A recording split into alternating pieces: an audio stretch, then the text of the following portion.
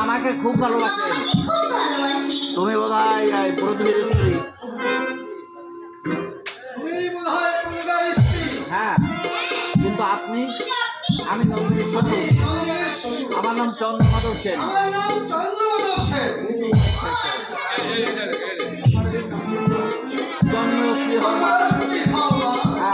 তোমার শাশুড়িকে একটু ডেকে দাও,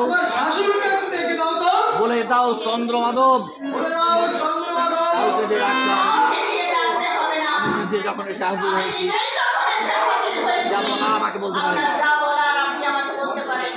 তুমি যাও মা, তুমি একটু ভেতরে যাও মা।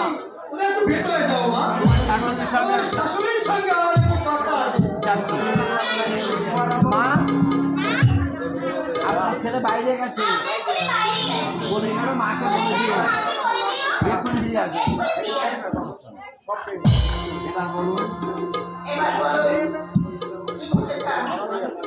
তার আগে আমি আপনাকে জিজ্ঞাসা করছি, হঠাৎ আপনি আমার বাড়িতে। এবার শুনুন, হঠাৎ আপনার এসেছে ক্ষমা চাইতে।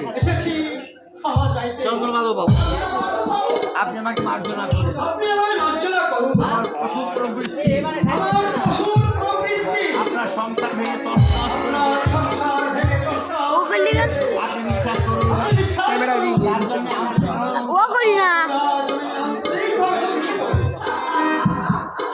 আপনি দুঃখিত চন্দ্রমাধব বাবু, কিন্তু আমি জানি আমার অপরাধের ক্ষমা হয় না।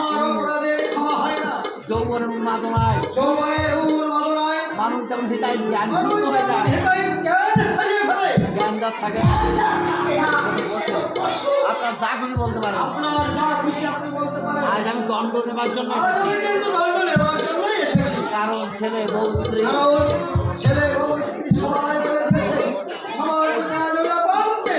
ছেলে তো বলে দিয়েছে তার বউ নিয়ে আলাদা চলে যাবে।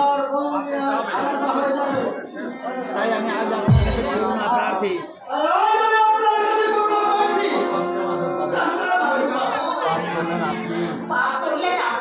আর সংসার আমি চিন্তিত হলাম,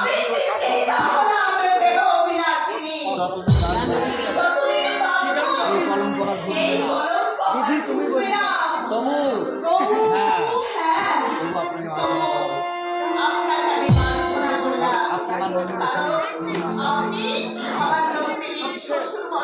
আপনাকে আমার আন্তরিক ধন্যবাদ। আপনার এই মহত্বের কথা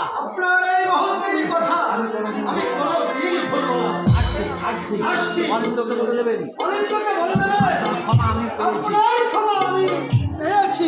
একটু মিষ্টি মুখ আজ না, অন্য একদিন আসবো, দেখে আজ যে আপনার মার্জনা পেলাম, এটাই আমার যথেষ্ট পাওনা। আসছি, নমস্কার। দুষ্ট গ্রহ চন্দ্রমাধব সেন। আমার জীবনের দুষ্ট গ্রহ